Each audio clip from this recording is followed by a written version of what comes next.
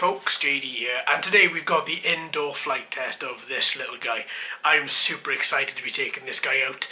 Now, we had a little look at this yesterday and I thought it looked really quite nice. Its design, for its size, is really quite good. Now, today what's the plan? Well, obviously we're indoors, we don't have a lot of space here, but looking at the last helicopter flight test that we did, I thought it went really well, and that's exactly what we're going to do here again today. We're going to take her up, we're going to fly her around a bit, we're going to see exactly how she responds in this area. Now, as this is using infrared as its transmission medium, I'm not going to be taking this outdoors, same as the last helicopter, just because if it does get too far away from the transmitter, and if that connection does break, it's just going to keep on going and we're not going to get that back. So today we're going to put it down, take her up, fly her around, see how she does. She has been charged already off this transmitter there, because that's how she charges, and now she was showing full and ready to go. Now, as you can see, this is the transmitter at the same time, so we're going to take her out, we're going to have a little look, we're going to take her up, we're going to see how these batteries do. Now, I haven't changed them from charging this little guy. Usually I would, just as best practice, but I haven't today. I want to see exactly how she reacts from a dead battery to a full battery and then being used on a transmitter. Now, if I have got one concern, the concern is that these particular directional analog sticks are quite stiff, which may be very difficult to control. But well, let's take it up, let's fly her around, let's see how she does. Alright, let's go do it. Alright then folks, so here we go. So we're gonna just open this out, take this out of this little house. Move that transmitter to one side. Look at this little guy. Isn't he sweet? He really is quite nice. Okay, so on this side now, I think it's this side, no, turning it over, and we have a tiny on and off button underneath here, just there. I'm just going to turn that on. Now we've got a little LED, so I'm going to pop him upright on the little helipad there, and then I'm going to turn on the transmitter. Ooh, single, one up and one down to bind, should be. Yeah, there we are. We've got some power, so let's take her up.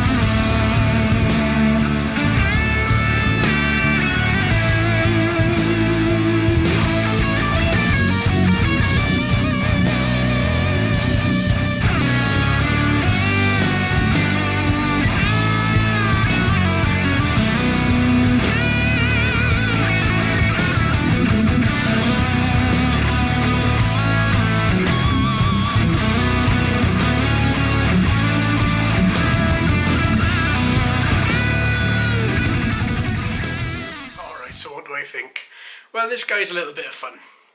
You certainly need to have big hands to turn, small hands to turn him on and off there, as the on and off button is extremely small. He's a bit of fun. You need more area than what I currently have to fly in indoors, just simply because this guy really wants to go. He just wants to shift all the time. His directional movements are really quite good. He takes off. You've really got to be careful when you take off, because otherwise he'll just shoot straight up, because this guy weighs nothing. And his power to weight ratio, he's got a lot more power than weight. And he does just shift. He wants to constantly go. He wants to constantly fly higher than you want to take him. His directional movements are good. He does move side to side easily. From what I could see, this here, this little rear stabilizing propeller and this little motor housing is fake. This propeller does turn, but there's no motor in there. So this does absolutely nothing. So if you don't see it spinning, don't worry, I never saw it spinning. And all in all, I think he's okay. He's not very robust. There were a couple of times where the battery just decided it was empty and it just fell from the sky.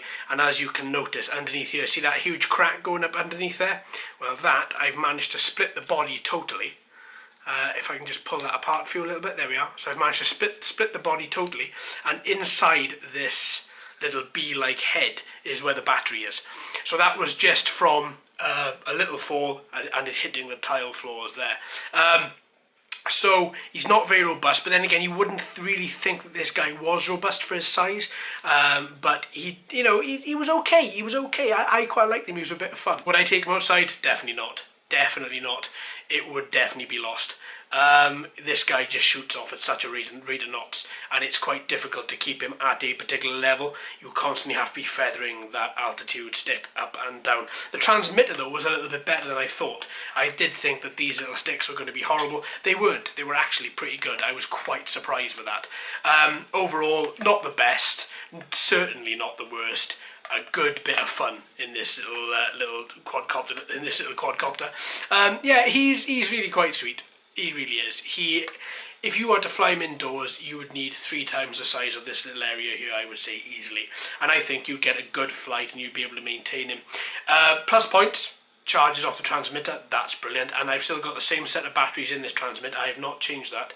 You get about 3-4 minutes of flight, and then you've got to bring him down, charge him, take him back up, and you just basically repeat, rinse and repeat all the time. And that's pretty much it, honestly. He flies quite well. He's not loud. I'd expect a motor of this size to be quite whiny. It really isn't that loud. The white LED you can see easily. And yeah, that's pretty much it. Just a little bit of fun. Not the best, not the worst. Alright then folks, thanks ever so much for watching and listening. I've been JD, you've been fantastic as always. If you haven't already, please subscribe. Hello and welcome to all the new subscribers. I hope you're enjoying the channel. So until next time, my friends, happy flying.